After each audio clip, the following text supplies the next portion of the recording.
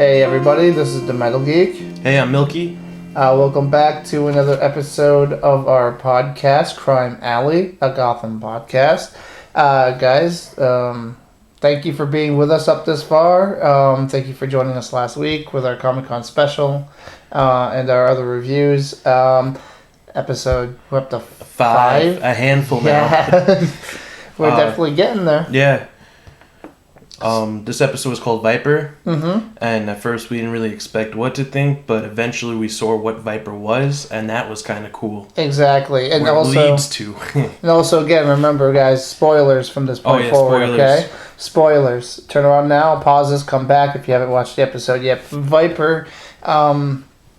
I mean, this Bane. is Bane. It's good. This is what's going to be coming. Yeah, you know, this very early showing of his form. In the comics and in the video game, it's called Venom. Mm-hmm. But here in this, they had Viper, which is an early version of it. Yeah, unstable. Yeah, obviously, yeah. Very unstable. Need calcium. Yeah, lots of calcium. But also, what was interesting is this is kind of really the first legitimate time on the show where it was drug induced, but it was superpowers. Superhero, yeah, exactly. Yeah, I mean, like legitimate superpowers. Whether it's drug induced or not, it does show that the show is willing to take it past being just take a little drama. dip into that. Exactly. So that was actually one thing I liked very much about this episode because it really embraced the comic book stuff. Like a lot. I thought so, yeah. And it still had the gritty crime genre. We had a lot going on in the background. Well, actually, foreground, I'm going to say. Right up front with the Penguin. Yeah. Power move. I mean, he basically threw all of his cards on the table this week. I thought that was a little foolish coming out, like, right then and there. It was a little too soon. But maybe like, we see how it turned out, like, you know. I mean, just considering what he did last week, how he played everybody. Yeah. He played them, like, legitimately. He wasn't, like, the fiddle. I mean, he was the whole freaking band. Yeah. He played everybody.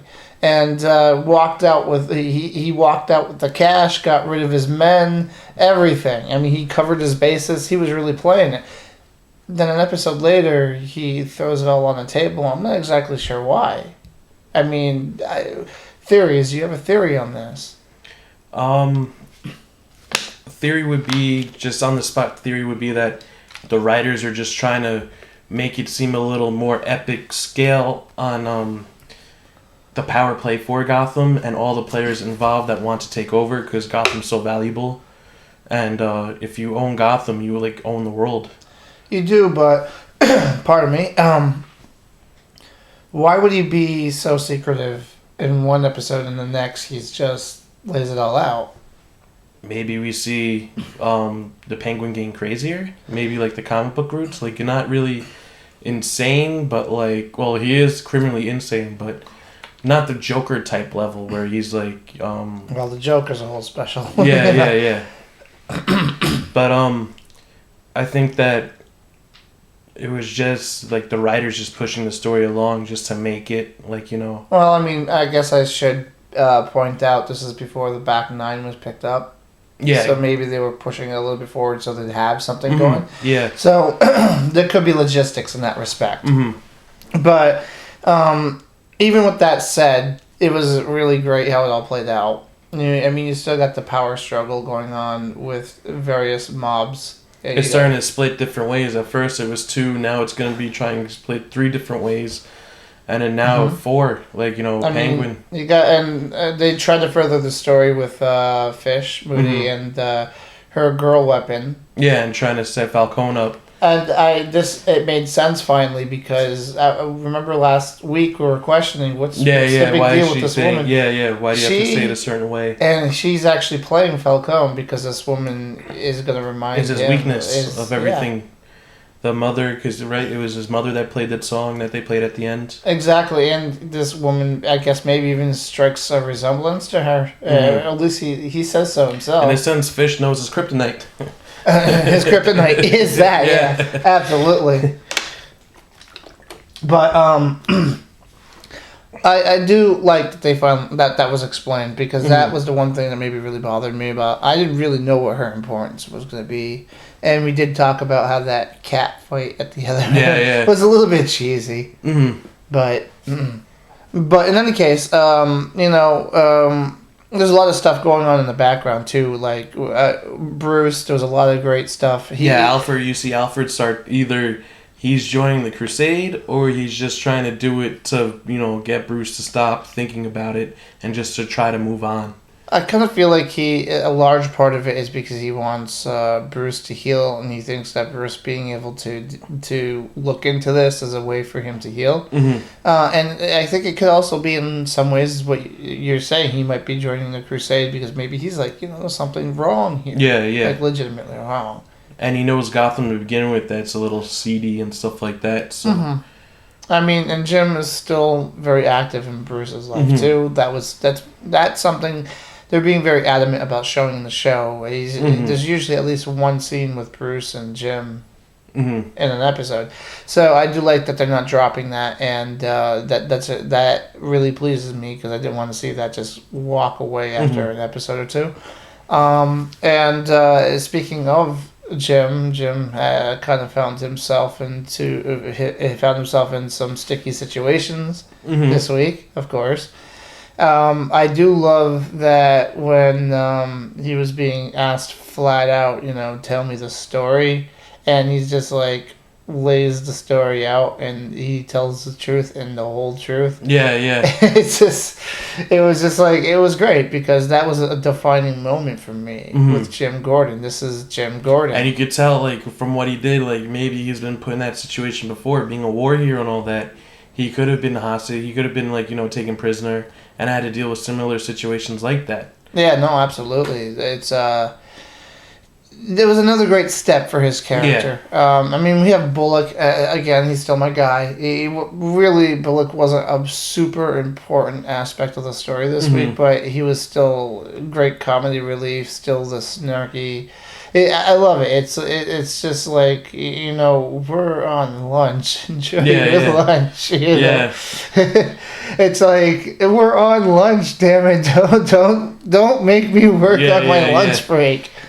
But and I love those kind of characters. I do. Again, as I mentioned before, I like the Shades of Grey type of stuff. And but in this episode, he wasn't really like a shade of gray. It was just kind of like stop messing with me. I just want my lunch. But he gets more serious into it as they find out what's going on. And I do love the reaction when it was like It's like, well, they're looking for a vehicle. How did he get this ATM? And they're just like, no, he just ripped it off the wall. And they're like, how is that even possible? It was great because this is a world that hasn't seen any type of superhumans. At least it doesn't look like it at this point. I totally agree that it's just street crime and gangsters. We don't have Superman flying around or we don't have the Green Lantern. Flash running around. And whatever the case might be. So it's just like, looks like their first real dip into superhuman type of thing, and the reactions were perfectly according to that, and I love that aspect. They're just like how and what do you rip it and carry it on the back? And I think I just about laughed my ass off there for a second when they showed that scene where he's got the ATM on his back and he's just running down the street. It was hilarious. It was pretty funny. So if you had to pick out like any scene in this particular episode that you would say is your standout scene, whether it's for a character or just storyline, what would you say? I would have to go back and say Gordon being interrogated and the way he kept his cool and basically did tell him the truth, but he had no nonsense about him, like that Gordon could get up and take the thugs and and give it right back to him. That is my scene. Too. Largely just because it was the most definitive character moment for, I think, Jim thus far. And there's a lot of great stuff that's happened with Jim Gordon in this series. But I think this is the one that we can really say, this man is on his way to becoming, Commissioner Gordon. And again, I don't think, correct me if I'm wrong, but I don't think we had any Barbara in this episode. I don't believe she wasn't in this. Yeah, no. So that's a storyline that's still kind of bothering me from last week. How she trusted him so thoroughly the week before. And then all of a sudden, next episode comes in. Flips it. and then she doesn't even appear in this episode. But I don't know where they're going with that. I hope they follow up on it pretty soon. I mean, as you mentioned last week, we do have a full season pickup now. Yeah, 22, so, and we're up to 5. So, but still, there's quite a bit left. That back 9 is a big deal because there's a lot more story that can be told now, thankfully. But it also does lead me to ask how fast were they getting this initial storyline going, because they only had the original set of episodes, but now they've got their back 9. So did they kind of have like a completed story in mind in case they got canceled? Yeah. Or was it, how open did they leave it? That's something that we're going to have to look and see how it goes, but we'll give a little bit more into that because I know you got some really good juicy news about some upcoming episodes, titles, and even some casting. So when we get to that portion of this podcast, we can talk a little bit more on that. But more specifically on this episode, agree or disagree, it was really nice to see something more fantastical and supernatural in the show.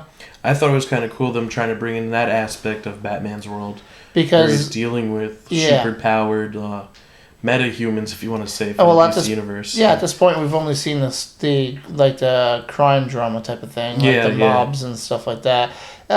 Maybe Selena Kyle being the closest that they had. Yeah, she walks kind of between both. You're not really sure. A little bit. We did get a glimpse of her in this episode too. Yeah, I thought that was a little throwaway scene. Like, why would she try to mug someone in front of a bunch of people during the daytime like that? I kind of feel like maybe they put it in there just so everyone would be like, didn't forget about her. True. I believe they got some bigger plans for her at this point, but they just, she can't be in every episode. Yeah. So, I don't believe she was in the episode before.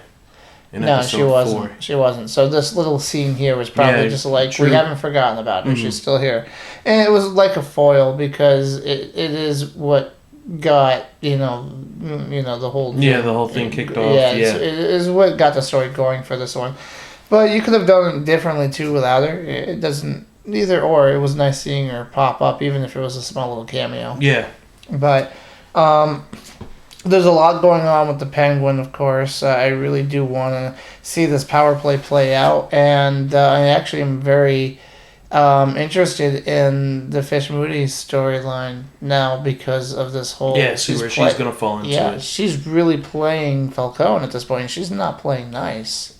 I think you could tell that she's playing a little too hard, that she's going to get burned big time, maybe. It's a big possibility, yeah. I mean, you've got two clear, it's almost like mob families. It almost feels like, The Sopranos. Yeah. At some point, it's like Gotham, The Sopranos edition. Yeah. I'm just, or like The Godfather. You're just waiting for that I'll make an offer you can't refuse line to pop in there. So there's a lot of power play happening, and that I want to see play out. But I do want to go back just for a second. Sure. With Bruce, because Bruce, one thing I've been noticing about Bruce on this show is that they're showing that he's an unusual kid. And he's, naturally smart. If you want to say that's his superpower, but, exactly.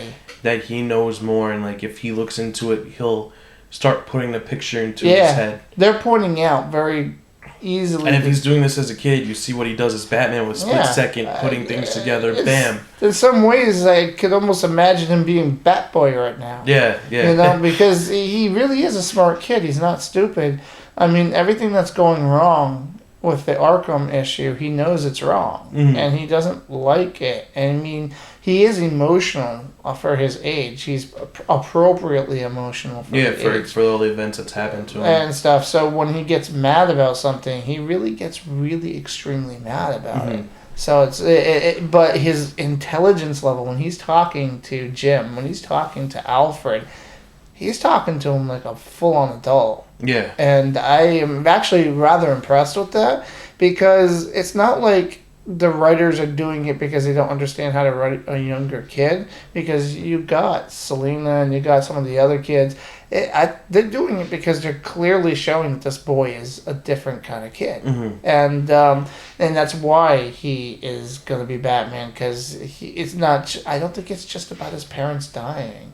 I mean, it is obviously what kicks him into certain gears, but I think he had this drive to some extent. I think he would be that had his parents not died growing up, he might, take on some sort of official like role and not necessarily a police officer or a detective, but something somewhere along that line. Yeah, no, I could totally see. I could see that happening. Yeah, because he knows right and wrong. So I was very happy, and have been very happy, that they're going that route with Bruce. And in all honesty, the storyline that's starting to intrigue me the most right now is Bruce's storyline, just because he has a great relationship with multiple characters on the show. I mean, he's pushing Jim's story forward, and Alfred's getting a surprising amount of story too. Yeah. Like, actually quite a bit. And that's very good about that. So, any case, let's move on a little bit. Okay. Let's move on to our... before we go into our news section, I'm going to go ahead and lay out my rating for this. This episode fell just short of 4 batarangs for me. I liked the episode quite a bit, but I do feel it was a small step backwards from last week's, what I felt was a pretty brilliant episode last week. So I'm not going to quite give it a 4, but I'm going to give it a 3.9 batarangs out of 5. What would you give it? I give it like a 3.5. Like a little lower. Yeah, it was just, I mean, not to jump ahead to my nitpick, but like, at this point, we're 5 episodes in. I want to see a solid origin from someone else rather than Bruce. We know Bruce's origin. I want to see where Gordon comes from. I want to see where Bullock comes from. Like, I want to see that. I think by now, like, not comparing it to other TV shows, but by now we would have like 1 or 2 standalone episodes of a highly detailed origin from someone within that TV show. And I mean, we with Jim, we got a small bit of his background with his father being a DA, and he's a war vet, and he's a war hero, and we do at least got somewhat of a background. And I guess we have to say that slowly but surely the entire series is going to kind of because that's why I know that, like what we said last week, they got picked up and there's more episodes to come, but it's just like the inner like geek in me, I guess, like I see what you're saying, and like, I think you're right. I think because Jim Gordon's storyline, his origin's going to spread throughout the show. Yeah. But that doesn't mean that you can't pop other origins in there, and I agree 100% with you. Bullock, I would love to see why is Bullock the way he is right now. What was that one singular event when he was on the police force that caused him to be what he is today? What was it? Or many events throughout the years, but still, that, not jumping ahead, getting ahead of ourselves, but that's just like one nitpick. No, absolutely. So you're going to give it about a 3.5. I'm going to give it about a 3.9. So still, it's not by any means been a bad show. It's keeping our attention, and I'm sure it's keeping a lot of people's attention because, hey guys, just to be clear, we're going to jump a little bit ahead here to our news section. There was 6 million viewers this week. 6 million viewers, guys, down from about 6.5 last week, or 6.3. And like what you were saying in previous episodes, it's going to taper off, and like I've been saying, they're still going against Big Bang Theory. They're still going against Monday Night Football. Yeah, and again, these you got Castle's a big deal, and even though it's not it's not running directly against Gotham, but it does have obviously some people watch the lead-in shows, and they might not flip back and forth from station to station. And keep in mind, this is 6 million viewers on the overnight ratings. This is not the overnights plus 3, which is the DVR ratings and stuff like that. So averaging, I think about around 6 million viewers, give or take, up or down, depending. By no means is that bad, and Fox did give it a full season pickup, so it does have enough faith in the show to continue on with it. So, 3.9 for me, 3.5 from Milky. Good episode, but there are some things we'd like to start seeing happen, and of course, maybe in the next few episodes. Yeah, who knows? Next episode or the episode after, we could see it, or like, you know. But like, I don't know. I just feel like we're kind of not owed one. We're not entitled to one, but like, no, you know, it would be nice to have it. Yeah. Well, since we're on our nitpicks anyway, continue on. Any other nitpicks? That was just about it. Like, I think that they should just focus one episode solely on one character and see how they fit into Gotham and why they fit into Gotham, and like, you know. We could get that. You mentioned Bullock. Selena obviously has some story there, and they're eventually going to probably get to that. When, though, we don't know. Yeah, exactly. I think anything for you? I think my nitpicks are. I feel like in the last week's episode, I loved it, but like. I wasn't a big fan of Barbara jumping ship, so to speak, so quickly on Jim. When just an episode before, she's like, I trust you as you. And then this week, we had the Penguin do exactly the opposite of what he was doing in the previous episode.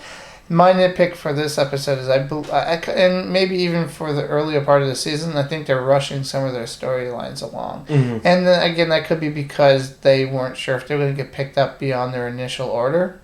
So we want to make sure that they're getting their story told. So I understand that. And I mean, some of my favorite shows have had a few, storylines that rushed a little bit much because they were trying to get everything in because they weren't sure. And I'm only comparing it to the show that I really loved way back was Heroes. Like, that's the way I'm just comparing. I know it's two end of the superhero spectrums, but like, at least with that we saw origin story here, like, action then origin, like, well, that's what I would like to see, like, with Heroes, I know a lot of people love the first season to death because it's so well structured. So good. It was a perfectly structured season. A lot of people fell off from the show after that because Tim Crane actually did admit later down the line that he had ideas for what he wanted to do. Well, what killed him, you forget, is the writer's strike. The writer's strike killed season 2. A lot of shows. But he also wanted to run that show as an anthology. He wanted different people per season.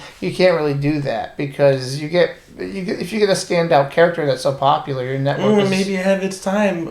They're doing that with American Horror Story, reusing the cast, like.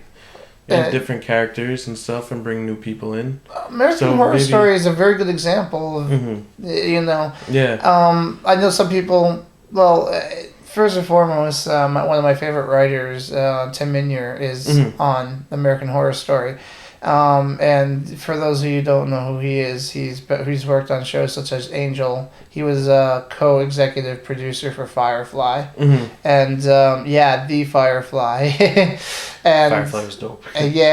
Terriers, which had Donald, our actor, playing Bullock in it. He was one of the creators of Terriers, and one of my favorite writers. But American Horror Story hasn't really fully appealed to me yet. I've seen some of it. I still have a DVR. I haven't watched it yet. And watching a lot of things currently. Kind of like one of those shows that I feel like I do much better on a binge, sitting down one day and just watching through an entire season of it.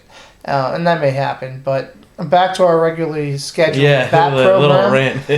Bat program. We're back on our same Bat. News? You're done with the... so far scheduled for November 10th, we might be seeing Harvey Dent. He might, from what I've been reading, he's going to be a little bit older than Bruce. He's going to be like a teenager per se, like, Yeah. Where like Bruce is like pre-teens, early teens, like maybe 12-ish. Yeah. I think. He's going to appear in the November 10th episode of the episode's called The Mask. Next week's episode 6 is The Spirit of the Goat, and episode 7, Penguin's Umbrella. So does he get his umbrella? Well, we've seen other episodes where Selena Kyle, and it was only like one scene with her. Yeah, of course. So who knows? And a little interesting, Victor Zsasz is going to appear in Penguin's Umbrella so far, from what I've been reading. So that looks pretty cool. Okay, no, that's...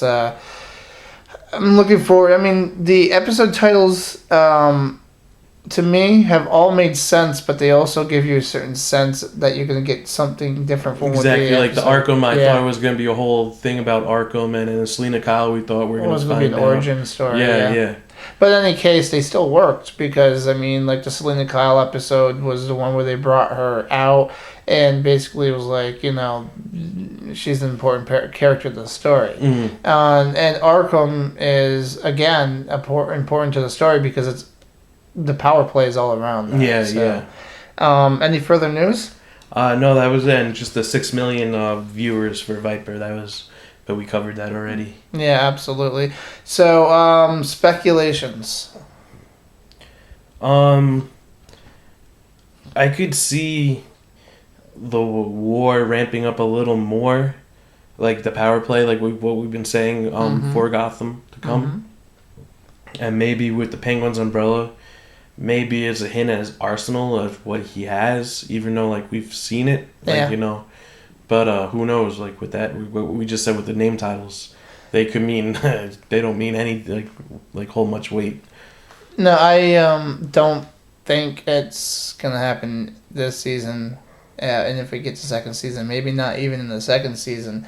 But considering what this entire episode was about with the Venom, I would love to speculate that we could end up seeing an earlier version of Bane. Maybe not Bane himself.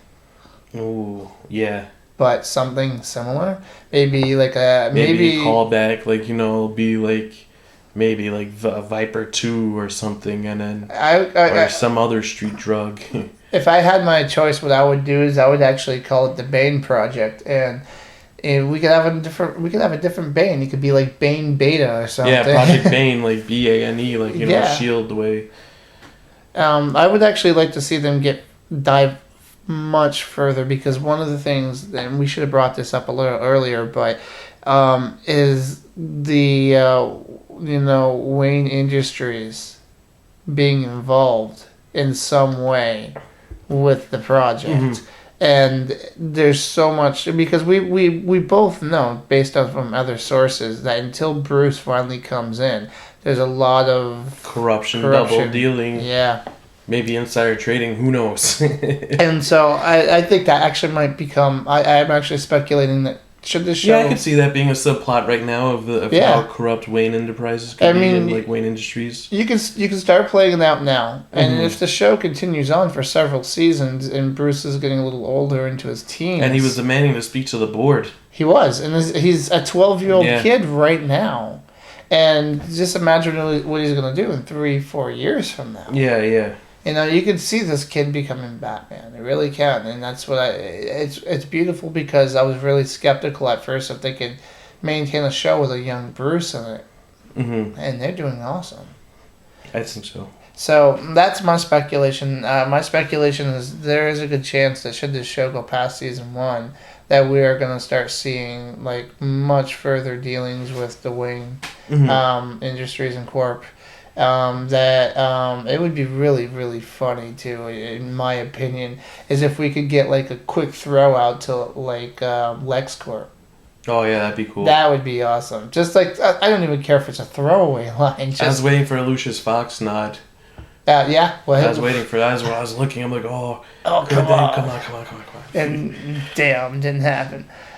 So yeah, again, solid episode. Not quite where I would like it to be, but it certainly was not bad, and they are moving the story forward. I